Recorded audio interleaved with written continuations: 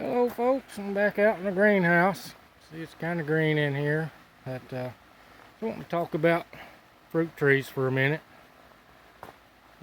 This particular tree is a crabapple I ordered off the internet back in January, and things kept warming up around here, and I called the place I ordered it from, and they said yeah, they'll try to get it out next week. And then a couple of weeks went by, and I emailed them and finally convinced them to ship it. They told me that they had them in cold storage at 42 degrees and they would be dormant. I don't know about you, but this doesn't look dormant to me. We've got some cold nights coming up, about 4 or 5 nights worth, and these leaves are so tender. I decided to put it in this bucket in the greenhouse to try to let these leaves kind of toughen up a little bit, because we are expected to get below freezing. So kind of prolong the planting and hopefully prevent these from getting frost burn. But anyway, I've got several trees in containers. Now, some of them I don't know what rootstock they are on actually, but I'm going to prune them to the height I want anyway. But if you have some trees that you like, and you want to try to grow some in a container, you can buy certain rootstock to graft to that will allow you to do that. Some of them only get about 6 foot tall, which is a dwarfing rootstock. And then you have a semi-dwarf that may get up to about 8-10 foot tall, and even some that they call standard rootstock, and that will be a full-size tree. If you're wanting to clone the trees you have, grafting doesn't have to be that hard. It's kind of hit or miss with me, but if I was going to, I would probably go ahead and try to do some grafting. The rootstocks only about $4 or $5, and they're pretty small anyway, but you can take a bud graft and probably have better success. Got one out here in this other greenhouse that I just stuck on there, but this one is not a very good candidate. But you could take one of these viable buds. I can find it in the camera right there, the blurry spot in the center. But you could look that up on the internet and do a bud graft on a rootstock. I mean, you're not going to kill the rootstock by doing a bud graft. It's still going to continue to grow long enough, you're going to be able to see if your bud graft is going to take. If not, you can always try again, because you're not cutting the top out of your rootstock yet.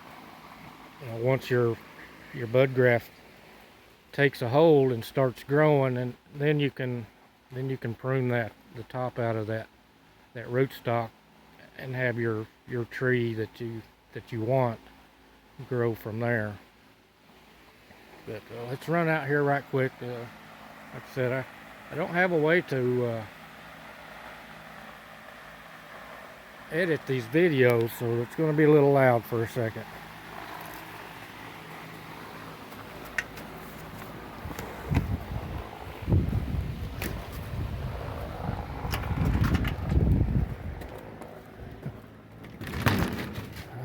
I've got about 13 fruit trees in containers. This one here is one I just purchased. It's called a Bonanza. It's a peach tree. As you can see, this is on a dwarfing rootstock. It will only get about 6 feet tall.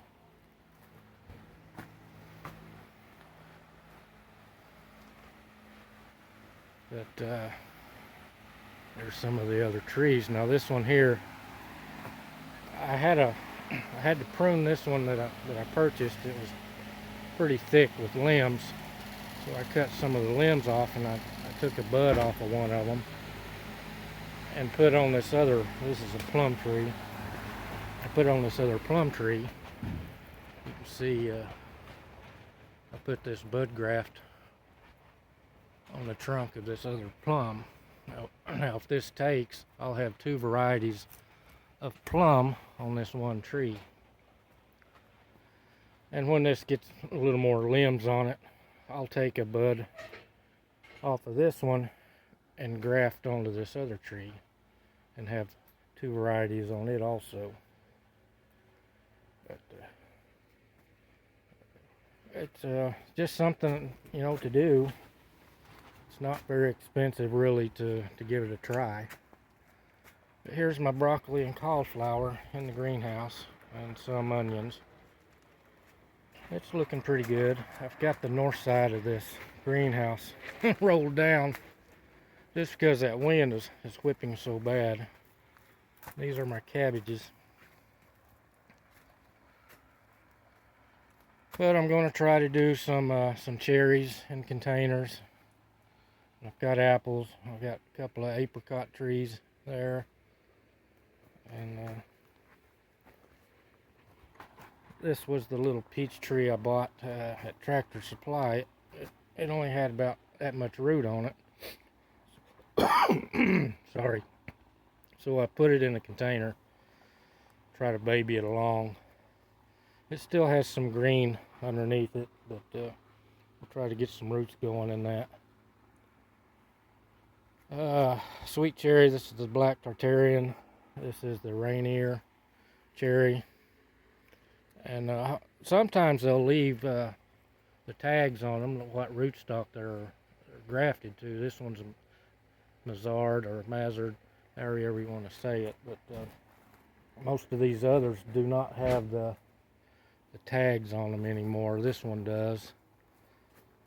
This one here is a Myro 29C, which it's a standard variety of rootstock, but you can prune it to the height you want.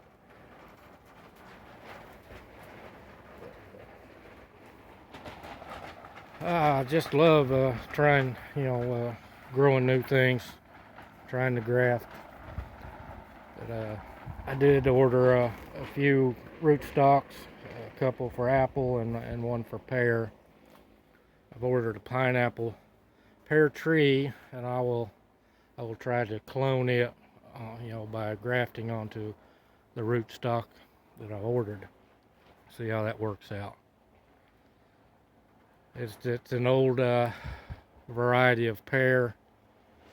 It's supposed to have a kind of a pineapple pear flavor. So, and it's going to be probably several years before I get to try one.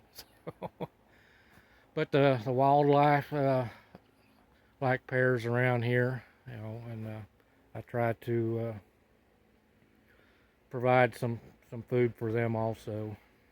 I can't eat all the pears that the tree produces, so I share with the wildlife. But thanks for watching, everybody.